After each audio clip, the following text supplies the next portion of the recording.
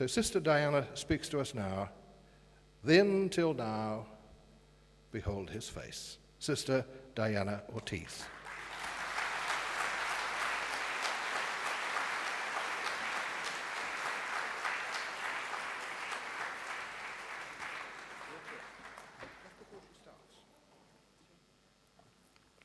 Hello, Sister. Hello, everyone. This is not my usual position, so forgive me. This morning, Sister and I watched the sunrise as dawn came, and we discovered a beautiful rainbow, didn't we? We stood out there and we looked at this complete rainbow and all the colours that arrived with the light. And for me, every time I see a rainbow, to me, that is God's promise dawning. And that was the sense I got this morning. And the fact that colour only exists in light. In the darkness, we can't see colour. And I thought of what you told us this morning. So the whole thing has been a journey for me from the time that I started reading Sister's book. And in sharing the fact that I was going to be coming and looking after Sister this time I was here, our family piano teacher, not a Catholic, hearing the story and being a woman of note in the South Island, that's the mainland, wanted to contribute, wanted to give you something from New Zealand. So in a minute, they'll probably put on the screen for us a picture of Doug, who grew the wool, who owns the sheep. Can we see Doug? This farmer up here is Doug, and he lives in Kaikoura, and he's 80, and he owns the sheep. Okay? Next, we have Rosanna and Maeve. Rosanna is the young woman who helped dye the wool for this garment. Next one. Maeve spun the wool for this garment for Sister, full of rainbow colours, you'll note.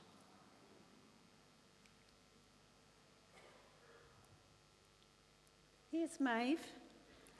Maeve was originally Canadian.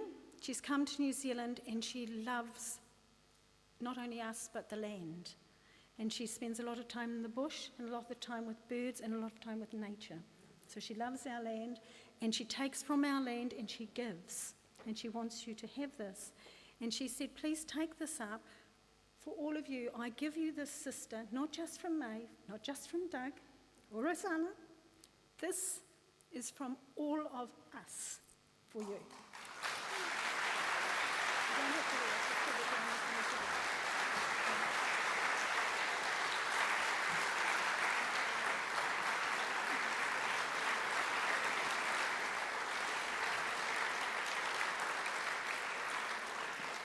We're a mixed up bunch of colours, I think, but each of us are beautiful on our own and woven together, let us bring her love forever. God bless, thank you.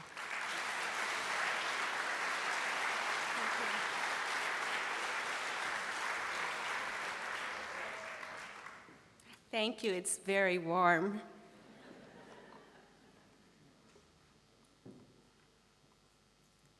Any presentation or reflection that I share with others, I make sure that I light a candle, and Len was very kind to light the candle again for us today as a reminder that survivors of torture are in our midst, as well as those who are being tortured today.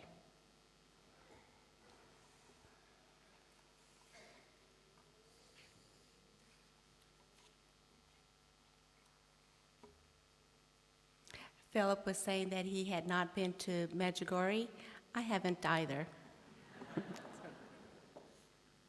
But someday. I spoke earlier of my death experience in a clandestine prison cell. And at the time, God's absence was like the loss of a friend who had betrayed you. I had but one hope left, and that was that I would die.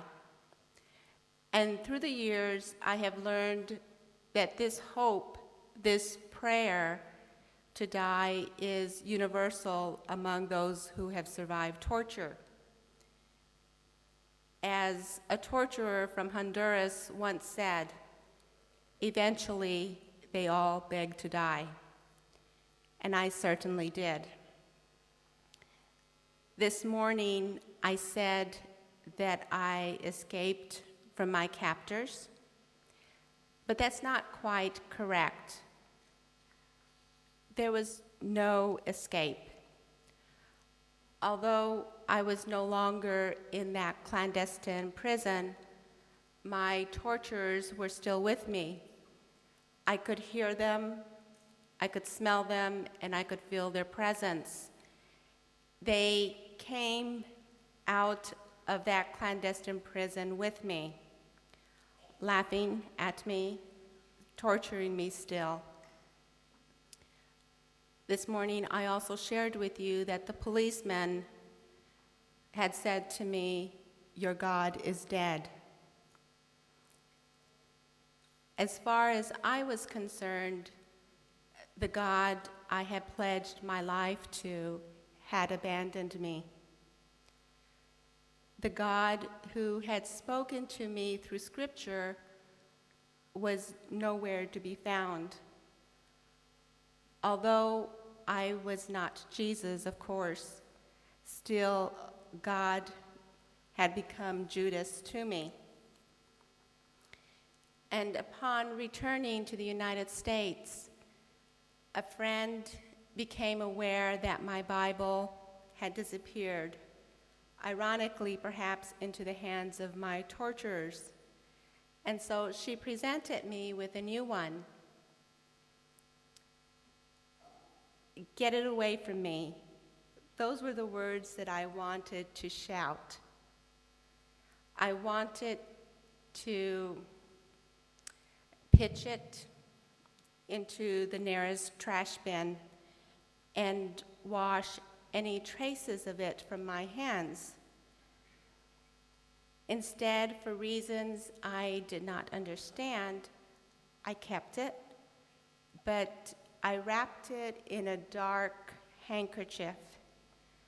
Just as I had been blindfolded, so too was the Bible. In that way, it went with me from place to place, the mother house in Kentucky, to my family's home in New Mexico, and finally to a treatment center in Chicago. I was planning to bring the Bible with me, but the last time I carried a Bible with me and I was pulled aside for a security check and my Bible was taken from me, so I have not allowed this Bible to travel with me after that experience.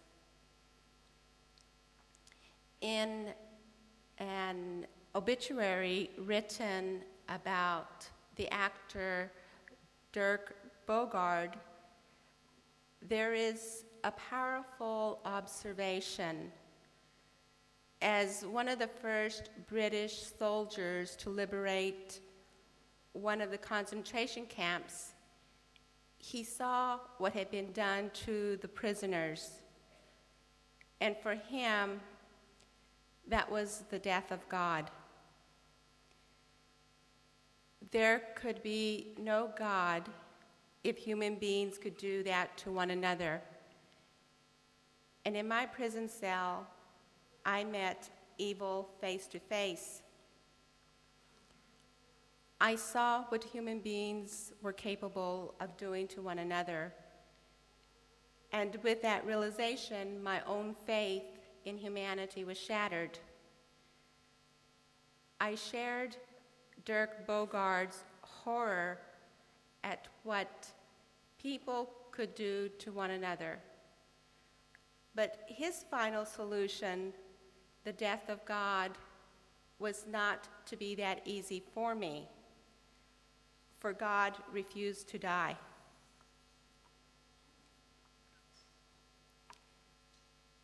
At the treatment center, I began to talk about what I was feeling, and especially my anger towards God and all humanity. I had many questions I wanted to ask God, but unfortunately, we were not on speaking terms at that moment, and so I turned to the Bible. I took the Bible from its nesting place, and I removed its blindfold, that dark handkerchief that I had used to wrap it. And although my hands trembled, I touched it, full of fear, and I dared to open it. Incredibly, I read words of hope. And during one of my therapy sessions, I opened my soul and shared with my therapist what I had done with the Bible, first blindfolding it and then freeing it. He was Catholic, and I fully expected him to disapprove of what I had done. He listened, and I began to understand that part of my healing process involved reacquainting myself with God. My therapist went so far as to suggest that sometimes God speaks to us in the most unusual of ways. He shared that sometimes he himself would let the Bible fall open randomly, and sure enough, there was a message from God waiting for him. I was comforted because until then, I thought I was crazy. But I soon found myself replicating his ways, letting the Bible fall open to whatever page it would. And for an entire week, I'm not exaggerating, for an entire week, it kept opening to the miracle of the loaves. And for an entire week, I was profoundly annoyed. I was trying to find some way to survive my torture, and day after day, I ended up with that same passage. How was I to go on living when my life had been destroyed? Was I supposed to be guided by miracles? If there was one thing I most definitely did not believe in, it was miracles. So once again, I closed the Bible, not really surprised that the dead God had nothing to say to me. I was willing to leave it at that, but others would not. They tried their best to convince me that God was alive, that I was a beneficiary, a recipient of God's miracles. My escape apparently was one of those so-called miracles. But no one had answers to my questions. If God were so interested in me, then why the burnings, the gang rapes, all the other horrors? Had I not been forced to participate in the torture of another human being? God's mercy, God's miracles, where were they then? And what about all the others in the prison, the ones whose screams I heard? Where were God's miracles for them? And where was God after my torture? Why couldn't God at least erase the memories that haunted me? Why couldn't those screams and cries be drowned out?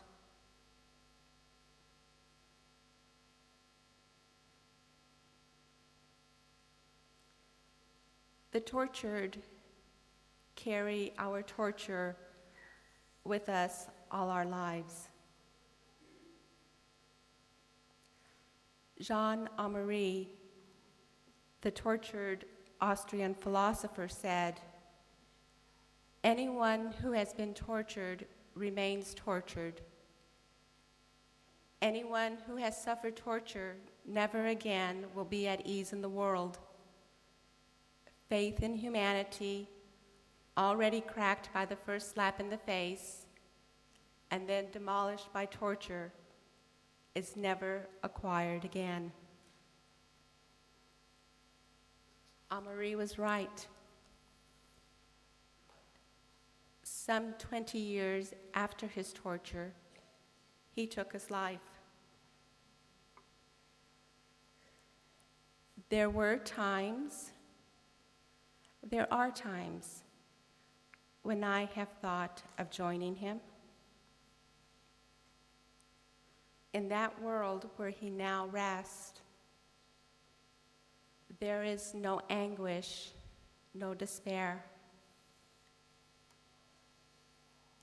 And like many who have survived torture, I yearn to rest, to be free of memories, to be free of fear. But torture's ghost walks with us every single day of our lives, reminding us that the past is not gone, that the past will always be. And without a moment's warning, sights, smells, and sounds that many take for granted can trigger a memory for us. Something as normal as the smell of a cigarette, the smell of body perspiration,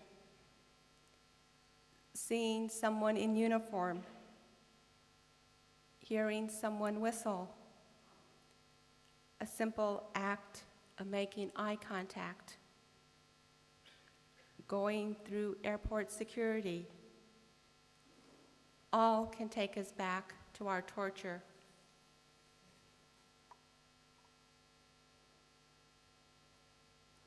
No miracles, no God in need of time.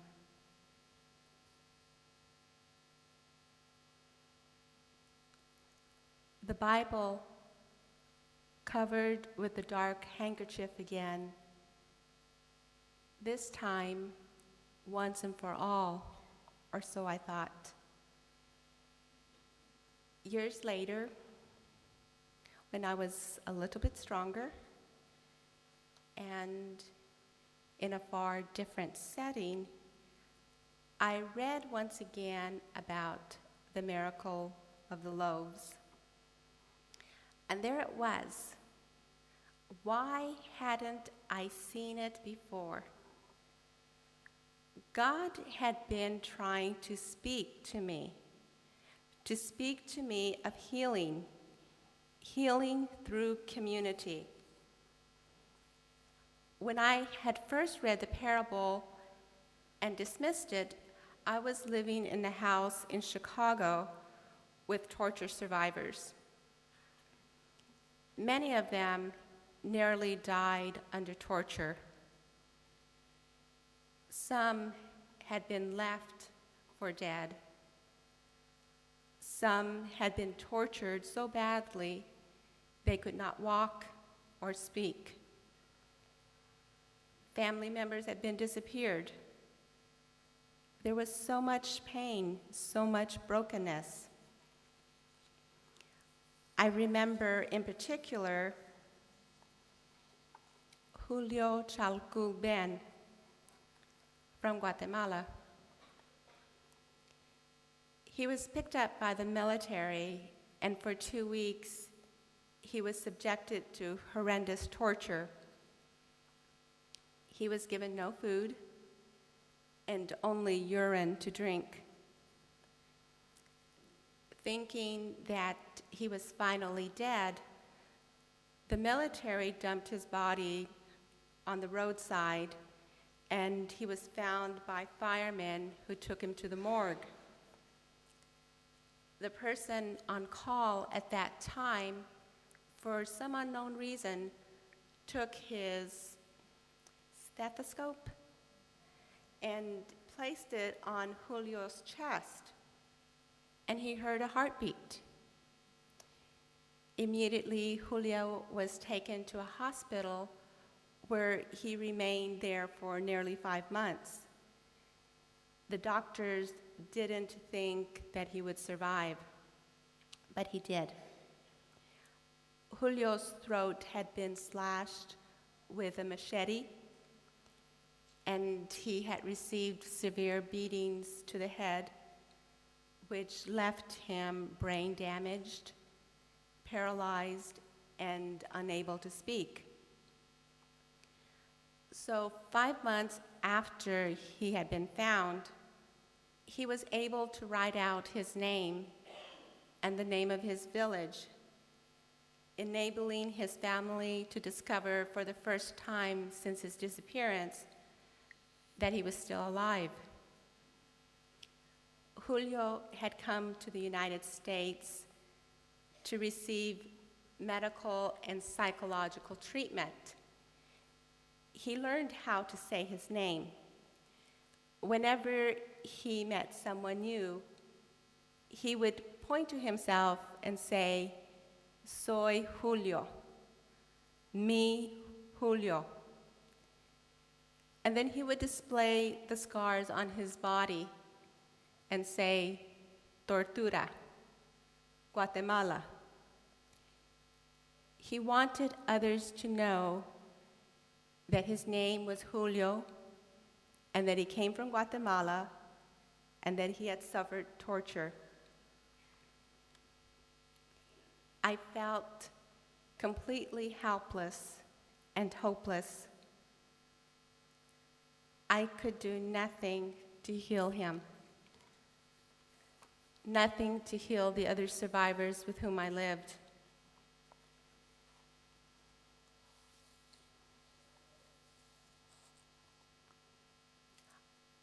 All I felt was anger, a little smile here and there, or a touch or a hug.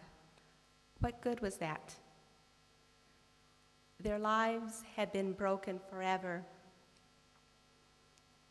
At this time, I had no understanding of the power for good that exists in the idea of community.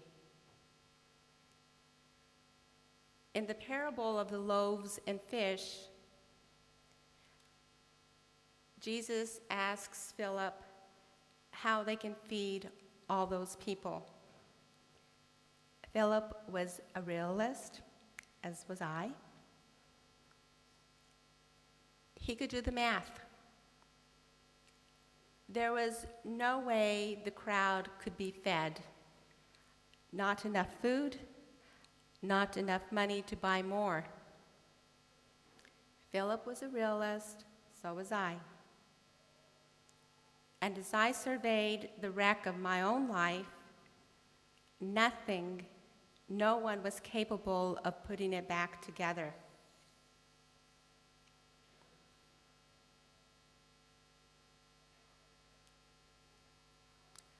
What I had at one time was now gone, lost forever.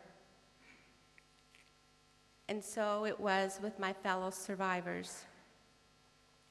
Julio would never be the same.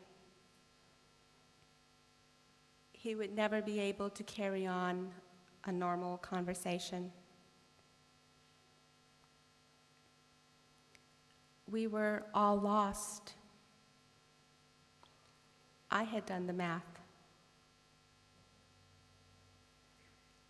But what I had to learn, what I finally began to learn years later, was that there may well be something more than the math. There is the unexpected. Graham Greene says, "Life is absurd, therefore there is always hope." Life is absurd, therefore there is always hope.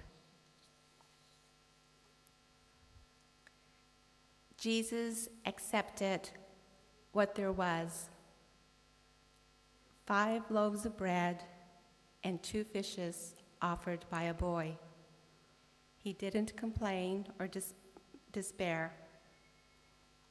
He gave thanks to God for them, however insufficient they seemed, and he started passing them out.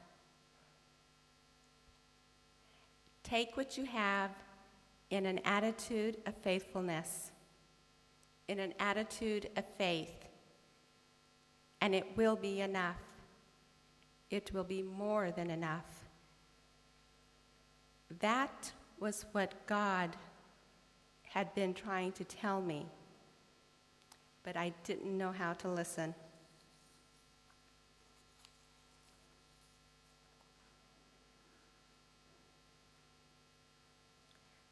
As time passed, I forgave God for not working some dramatic miracle undoing my past. I learned that God was indeed working a quiet, unobtrusive miracle, healing me through other people. Those small gestures, smiles, hugs, and kind words, all we had to offer each other in that house in Chicago, had begun to counteract the power of the torturers' smirks and punches. True, I still had my horrible past. It will always be a part of me. But laid over it, however, as a gentle balm, is a more recent past of healing and caring. God and I, both dead at one time, began to be on speaking terms again. It was not easy, and it was not quick, but it did begin to happen. And I'm so grateful that God was patient with me.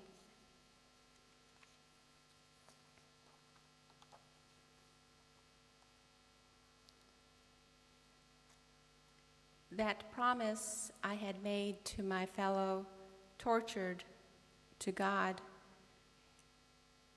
assumed the greatest of importance. If I survive, I will tell the world what I have heard here. I will tell the world what I have seen. I will never forget you. That promise has led me into a direct disagreement with the realist, the Phillips of the world. They assure us that the world will never be tortured free. But we who are survivors of torture will not stop. We are determined that someday the world will be torture free. We may not live to see that day, but we are determined to be miracle workers ourselves. I'd like to share with you one of these miracles. For a number of years, I directed all my energy to Guatemala. I thought only of the Guatemalan people. You see, I could not imagine, I could not accept that the horror I had witnessed and survived was occurring in countries all around the globe. And like many people, I attempted to blind myself from this reality. Then this miracle began to happen. I was meeting others who were not very different from me. They too had survived their torture, but they came from Africa, South America, Europe, Asia, and the Middle East. The blindfold that I had unconsciously worn fell, and from them I learned that torture was a worldwide epidemic of terror. And so out of this task, the Torture Abolition and Survivors Support Coalition International was born. We came from countries around the world. We were women, men, and yes, children, different colors, different religions, different cultures, and different political ideologies. But we shared two things in common. We were united by one terrible fact and one powerful commitment. We each had been tortured, and we were committed to making certain that what happened to us would not happen to you, your children, or your children's children.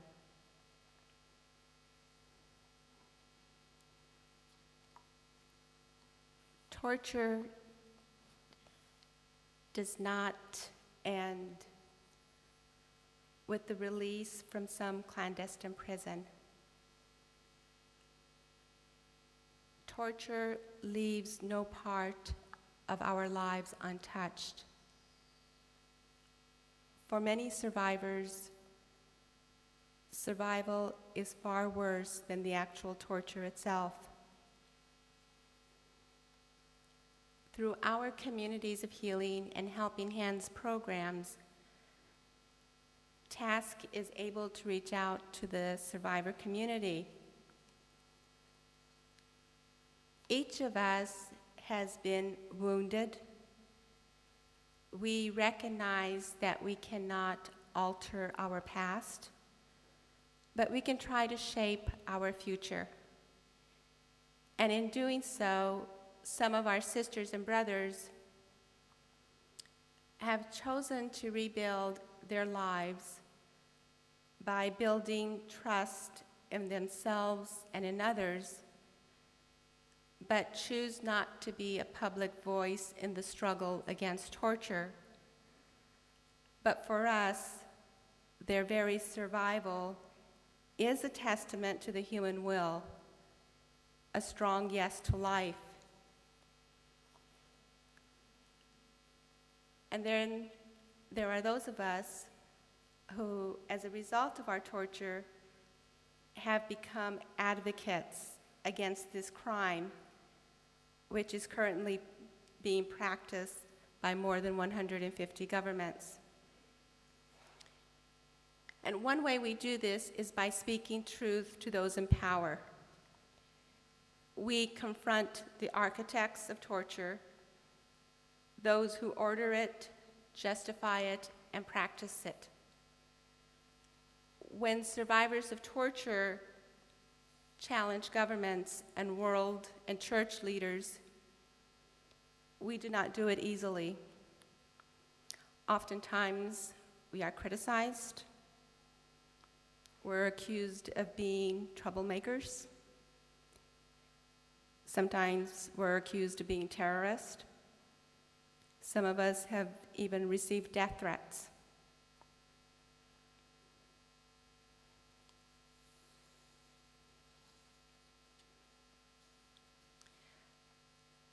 But we knock on the doors and consciences of our world and church leaders because we regard it as our moral obligation.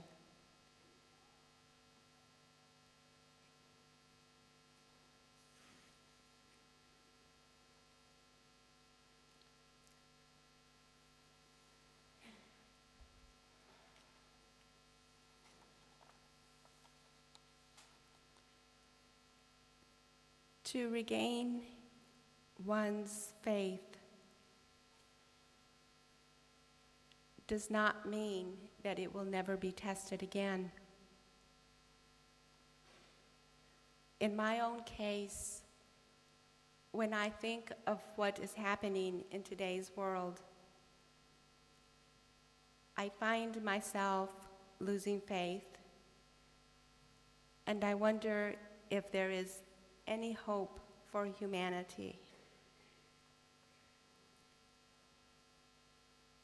In those moments, God again seems so distant, and I'm left in utter despair. Strangely, I can hear my torturers snickering, gloating that they were successful in once again destroying my faith. But then somehow it is then,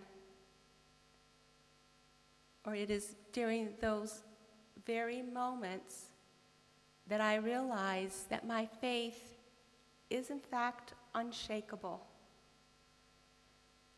There are times when I may lose contact with it, but even in those dark moments, I know that it's still there. And it is then that I know again that my torturers have not defeated me, that I have not succumbed to the evil that was done to me, nor will I. It is in the face of deepest despair, I believe,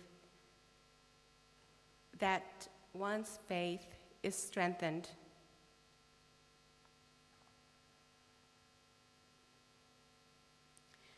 And what is the nature of my faith? I believe that by our works, we live our faith. For faith is action. Our faith calls us, demands of us that we live out the gospel. And that gospel insists that, like Jesus, we speak truth to power and stand on the side of the poor and oppressed. So when I'm asked about my faith, I speak of the form that faith takes in action. I speak in terms of what I do. My faith is found in my ministry with other survivors in working to create a world free of torture.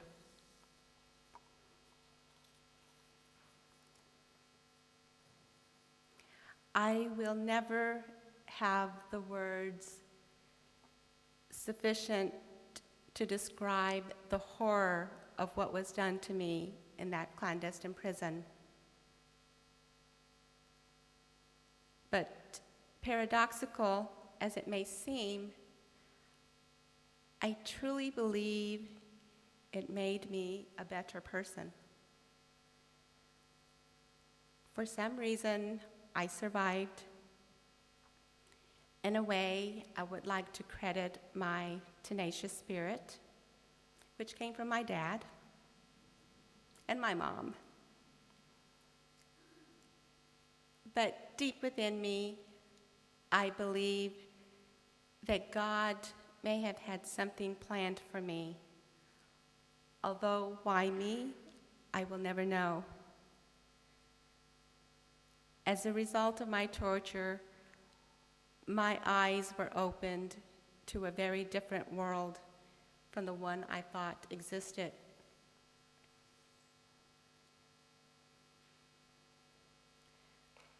My faith, shaken, threatened, has survived. It is not as it once was. I believe that today it's now rooted in my work. It is not passive, but active. Each day I try to live my faith, and I hope that sometime soon I will return to my first love, teaching children. Until then, guided by that faith, I will continue to work for a world free of torture.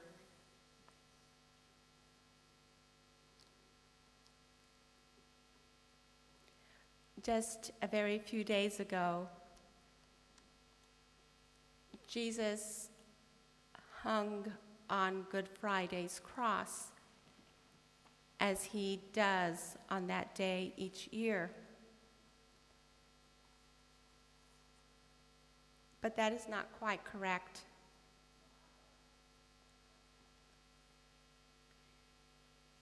Jesus hangs on that cross every day, every hour, every minute.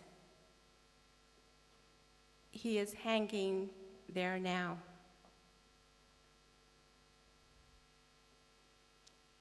Every day in my ministry, I look into the face of the tortured Jesus, black, brown, and white, male and female, every age, regardless of religious or political belief. The pain, the sorrow, the betrayal, the face of Jesus in the tortured world.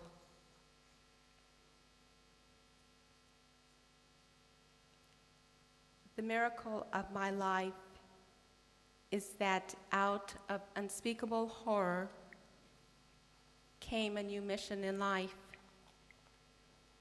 and I no longer have any doubt who set me on it. I believe that God has a plan for us, and I pray that God's plan for you is as clear as God's plan has come to me. And I pray that your plan, God's plan for you, will rest on this credo. Thou shalt not be a victim, thou shalt not be a perpetrator, and above all, thou shalt not be a bystander. Thank you.